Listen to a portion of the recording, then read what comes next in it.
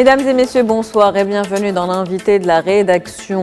12 nouvelles, 12 histoires brèves mais intenses. Pour chaque histoire, des êtres blessés, des hommes et des femmes en souffrance, des âmes frappées par le malheur de plein fouet. Et chacun, à sa manière, cherche à se débattre en utilisant ses forces et ses faiblesses pour trouver une issue parfois tragique. Des histoires compilées dans un seul livre, un recueil de nouvelles de Sen Bekari El Menouar, qu'elle a appelé Jours incertains. Vous êtes avec nous, Madame Menouar. Vous êtes écrivain, auteur. C'est un plaisir de vous avoir avec nous. Merci beaucoup, Madame Ramnechi. C'est un honneur pour moi d'être parmi vous ce soir. Donc, nous allons parler de votre première publication, celle que j'ai entre les mains, du coup, Jours incertains.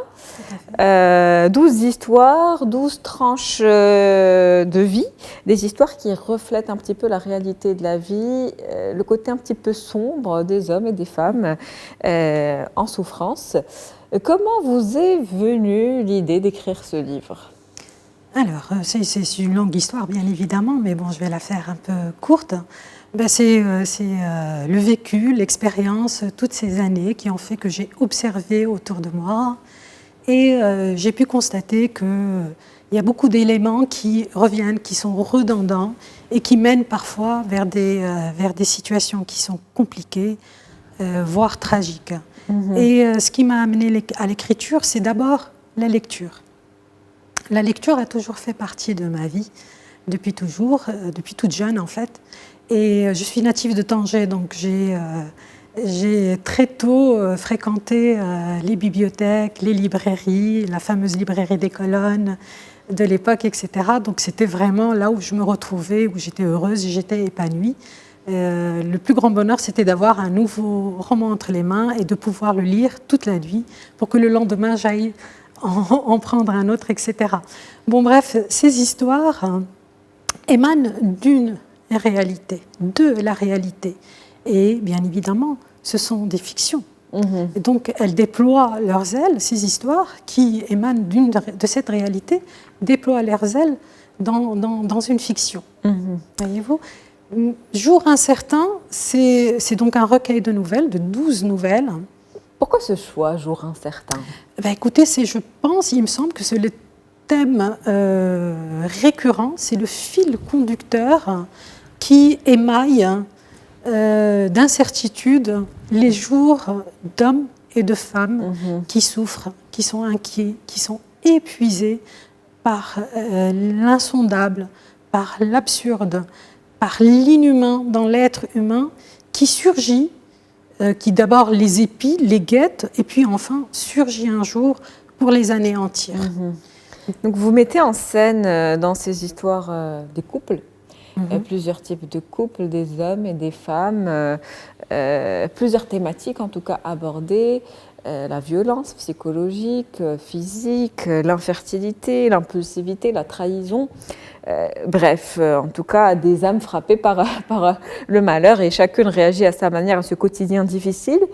Quel rapport avez-vous avec vos personnages et le choix de ces personnages ? Parce qu'il y en a quand même pas mal. Il y en a pas mal, effectivement.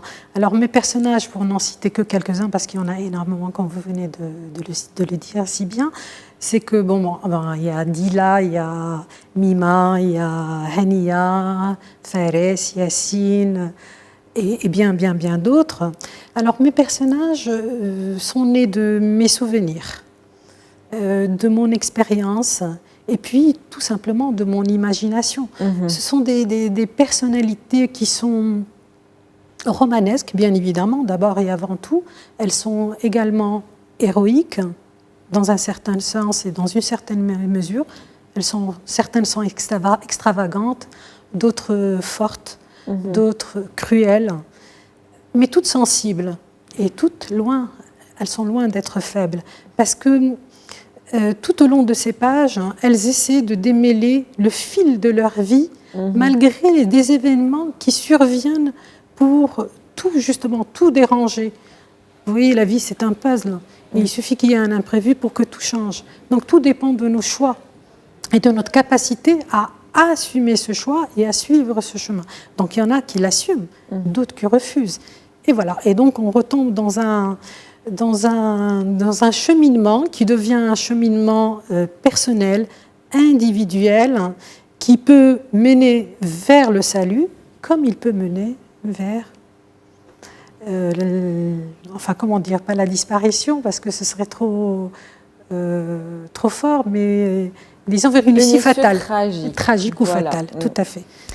Il y a aussi ces prénoms que vous avez choisis qui symbolisent un petit peu, qui ont un symbole en tout cas, dans chaque histoire. Chaque prénom symbolise un élément en particulier. La personnalité peut-être du personnage. Tout à fait. Alors, ces prénoms sont cruciaux dans la compréhension de l'histoire. Alors, certains sont à prendre au pied de la lettre, d'autres sont à prendre à contre-pied par rapport à l'histoire à raconter. Vous voyez, par exemple, si Donc le choix, en tout cas, était judicieux. Ah oui, mûrement, longuement réfléchi. Je peux vous donner un exemple ? Oui, bien sûr. Par exemple, un personnage qui s'appelle Camille. Donc, Camille, c'est l'homme parfait. Et tout au long de ces pages, on sait que c'est un homme, on réalise, il est persuadé qu'il est un homme parfait, et même nous, on y croit, mais en fait, il n'est pas si parfait que cela. Vous voyez, donc apprendre à contre-pied, et puis aussi pour susciter une analyse, une lecture un peu plus entre les lignes, approfondie pour le lecteur. En fait, l'écriture pour moi, c'est une ouverture pour le lecteur. Il faut que je lui laisse une porte ouverte pour qu'il se questionne, qu'il s'interroge et qu'il chemine aussi à sa manière. Parce que sinon, quel est l'intérêt d'écrire toutes ces histoires? Sinon, il faut qu'il y ait un écho, une action, une réaction de la part du lecteur. Vous parlez justement de porte ouverte. Alors, 12 histoires, 12 nouvelles. Le propre de l'écriture de la nouvelle, c'est cette chute à la fin. Et donc, on peut observer en tout cas qu'il y a différents types de chutes dans vos écrits, certaines ouvertes. Donc, c'est pour laisser un petit peu, je pense, au lecteur cette possibilité de choisir, de réfléchir peut-être sur les différentes issues possibles et choix qu'il pourrait faire à la place de ces personnages. Tout à fait, et de se projeter aussi. C'est une petite lucarne que je laisse ouverte qui, pour certains, deviendra une fenêtre, pour d'autres, une grande porte pour avancer dans ses propres pérégrinations, parce qu'on a tous nos interrogations, nos questionnements, nos doutes, nos incertitudes.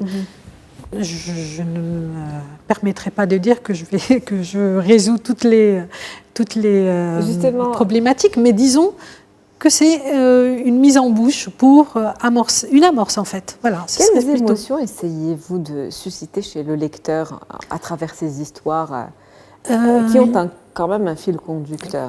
Une prise de conscience. Prise de conscience parce que on est tous pris dans un tourbillon et on n'a pas le temps ni la volonté parfois de s'appesantir sur certaines choses qui nous concernent, peut-être qui ne nous concernent pas nous directement en tant qu'individu, mais qui concernent la sœur, le frère, le voisin, la cousine, le père, la mère, et ainsi de suite. Et c'est une main tendue qui permettrait de comprendre un petit peu ce qui anime ces êtres pour avoir certaines prises de position, certaines qui prennent certaines décisions qu'on ne comprend pas. Donc il ne faut pas se placer à son point de vue, il faut se placer également dans le prisme du regard de l'autre. Et sans oublier que le dialogue est crucial. Dans le rapport de deux êtres humains, si on ne dialogue pas, si on ne discute pas, c'est ce que vous essayez en tout cas de mettre en évidence dans la plupart de ces histoires auxquelles tout à chacun peut s'identifier, en tout cas, puisqu'il y a des histoires quand même assez variées. Comment percevez-vous le malheur qui frappe ces personnages? Je vous le demande parce que c'est vous qui l'avez écrit. Est-ce que vous vouliez le véhiculer comme une fatalité qui survient ou comme une épreuve de la vie difficile et à laquelle, une épreuve qu'on peut aujourd'hui affronter et surmonter? Alors, ça dépend des histoires, justement. C'est une fatalité pour certains, parce que, justement, ils se laissent emmener là où ils ne devraient pas arriver. Et c'est une épreuve pour certains parce que justement, ils essaient de remonter la pente, de tirer des leçons, de sortir la tête de l'eau et d'être combatifs et d'avancer malgré tout ce qui leur arrive. Malgré les difficultés. À l'image des êtres humains, on est comme ça. Parfois, on a cette volonté de s'en sortir et puis il y a des moments où on n'en peut plus et on baisse les bras. Justement, il ne faut jamais baisser les bras. Si j'avais baissé les bras, message aujourd'hui. Oui, jamais. Parce que si j'avais baissé les bras, jour incertain n'aurait pas existé. On est bien content que vous n'ayez pas baissé les bras, en tout cas, et que vous ayez persévéré et d'avoir cette œuvre de 12 histoires très plaisante à lire. Ce livre qui est également ponctué de plusieurs citations du début à la fin, en début de chaque histoire, en fin de chaque histoire, une citation introductrice et puis une pour boucler un petit peu. Pourquoi ce choix ? Alors, ce choix a été mûrement réfléchi également. Donc, la citation introductive, c'est une mise en bouche, c'est une amorce. C'est pour donner un aperçu, en fait, un petit résumé de ce qui va suivre. Et celle qui conclut, c'est la maxime qu'il faut retirer. Voilà, c'est le message. Vous voulez que je vous lise un exemple ? Ah oui, je veux bien. On va commencer par... on a encore 1 minute, mais on va essayer de faire vite. Donc, l'amorce pour la première nouvelle qui est Battement. Les erreurs ne se regrettent pas, elles s'assument. La peur ne se fuit pas, elle se surmonte. L'amour ne se crie pas, il se prouve. Oui. Et puis, on conclut avec... donc, plus tard, il sera trop tard, notre vie, c'est maintenant. Tout à fait. Donc, ça résume un petit peu. Ça résume tout ce que nous venons de dire à l'instant. Et l'amour, ce n'est pas juste un sentiment. L'amour se prouve à chaque instant. Et il faut en parler. Et il faut communiquer. Communiquer, toujours. Pour conclure cet entretien, parlez-nous de vos prochains projets, si vous en avez. Déjà, on va quand même rappeler que ce livre sera publié en fin de ce mois. Donc, oui, tout à fait. Il pourra être disponible en librairie. Et puis, vous travaillez sur d'autres projets. Oui, effectivement, j'ai un autre projet qui est bouclé, mais qui est donc dans le process. Et il raconte l'histoire d'une femme qui prend une décision, somme toute un peu nouvelle dans notre société. C'est suite à un mal-être, un malaise personnel dans son couple, dans sa famille, décide de tout laisser derrière elle et de partir en quête d'elle-même pour se retrouver. Et c'est ce qui se passe tout au long du roman. Elle fait des rencontres qui lui révèlent une partie d'elle-même qu'elle méconnaissait totalement, et elle revient victorieuse. Donc un roman, pas une nouvelle cette fois-ci. Un roman et avec une happy end cette fois-ci. D'accord, merci beaucoup. Madame Sana Bekari El Menouar, c'était un plaisir de vous avoir ce soir pour discuter de ce livre. Donc merci à vous d'être avec nous ce soir. C'est la fin d'invité de la rédaction pour ce soir. Merci de l'avoir suivi. Merci pour votre fidélité. On se retrouve demain avec un nouvel invité. Très bonne soirée.